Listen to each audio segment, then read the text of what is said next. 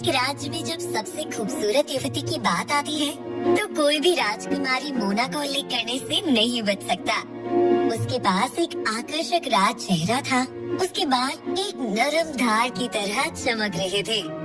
हालांकि उसकी सुंदरता के विपरीत एक अहंकारी और घृणित आचरण था। जल्दी इन गंदे लोगों को मेरी नजर से दूर करो, क्योंकि मोना सभी गरीब, मनहूस और बदसूरत व्यक्तियों से परेशान थी।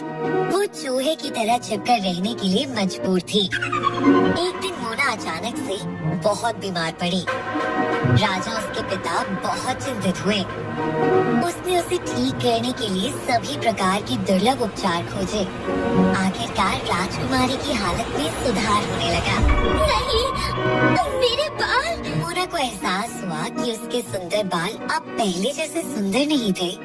एक आत्मविश्वासी व्यक्ति से मोना एक निराश आत्मा में बदल गई, जो अपने बारे में असुरक्षित थी। दूर हो जाओ, दूर हो जाओ!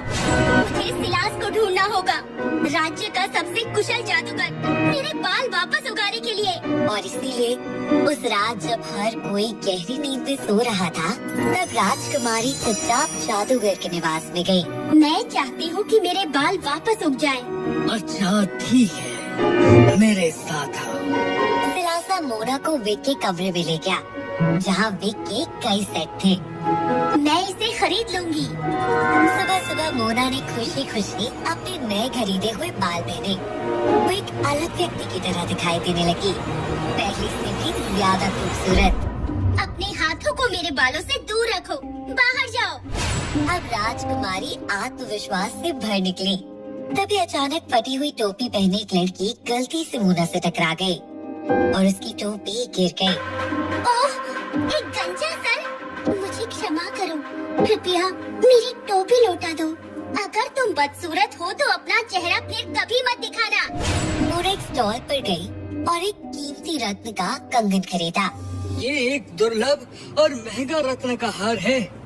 मैं इसके बदले में आपको ये बाल दूंगी।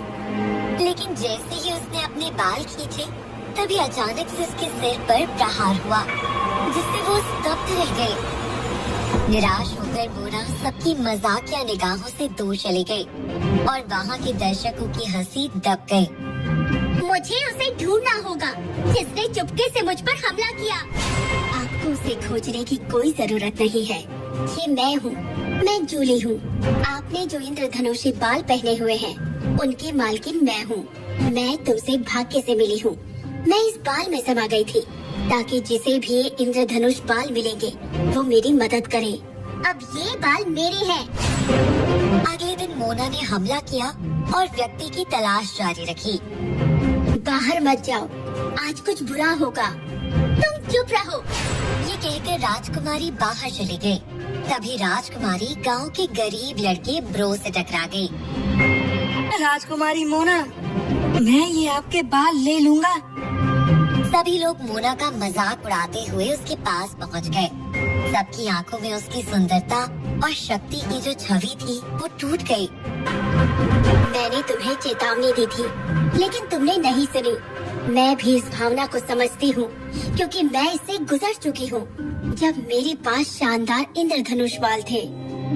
लेकिन क्योंकि मेरे पति बीमार थे, मुझे उनके इलाज के लिए पैसे जुटाने के लिए एक जादूगर को अपने बाल बेचने पड़े।